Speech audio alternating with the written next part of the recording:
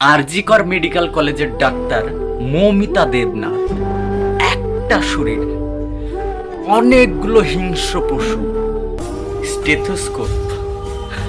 সে তো আজ পুরো শান্ত হয়ে গেছে।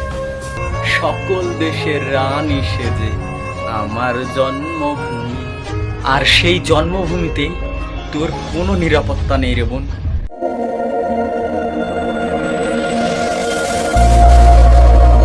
আরজিকর মেডিকেল কলেজের ডাক্তার মৌমিতা দেবনাথ। একটা শরীর, অনেকগুলো হিংস্র পশু।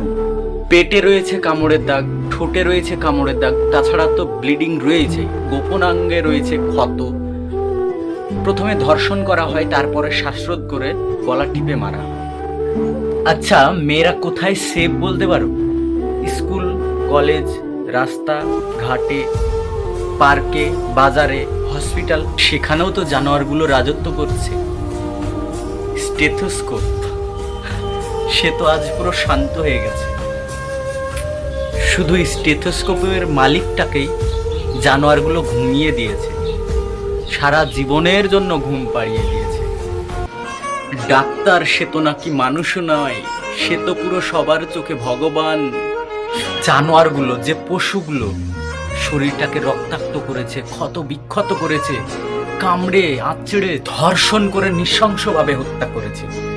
করোনা টাইমে খেয়ে না খেয়ে সারাদিন ডিউটি করে, ওয়ার্ডে ঘুরে ঘুরে ওভারটাইম করে কত মানুষের জান বাঁচিয়েছে, প্রাণ বাঁচিয়েছে, আর সেই ডাক্তারকেই ধর্ষণ। আর হ্যাঁ, আমরা বলি নাকি সকল দেশের রানী সেজে আমার জন্মভূমি, আর সেই জন্মভূমিতেই তোর কোনো নিরাপত্তা নেই রে বোন, তোর কোনো সেফটি অ্যান্ড সিকিউরিটি নেই। লক্ষ্মীর ভাণ্ডার তো আছে, কিন্তু লক্ষ্মীদের কোনো নিরাপত্তা নেই।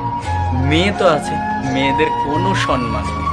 তুমি মেয়ে হয়ে জন্মেছ মানে তোমার প্রাণ রক্ষা নিজেকেই করতে হবে। মেয়েটা রাত্রে বেরোচ্ছে, কাজে যাচ্ছে, অফিস যাচ্ছে, ঘাটে যাচ্ছে, বাজারে যাচ্ছে, যেখানে যাচ্ছে সেখানে নিরাপত্তা নিজেকেই নিতে হবে। মেয়েটা সেটা ভুলে গেছিল, আর ভুলে গেছিল যে এটা জানোয়ারদের রাজত্ব চলছে। আচ্ছা, এটা একবার ভাবো তো, যদি এটা তোমার সাথে হতো, বা তোমার আত্মীয় স্বজন, বা তোমার প্রিয়জন, তাদের সাথে হতো, তাহলে কি হতো? চুপ করে থাকতে? আর হ্যাঁ, সে যাই হোক, তোমার যে ছোট্ট মেয়েটা আস্তে আস্তে বড় হচ্ছে, বড় হয়ে ঠিকঠাক নিরাপত্তা পাবে তো? বিচার চাই, উই আর জাস্টিস। বিচার চাই, এইটার আমরা ন্যায্য বিচার চাই। যারা ধর্ষণ করেছে তাদের ফাঁসি হোক, আমরা এটাই চাই।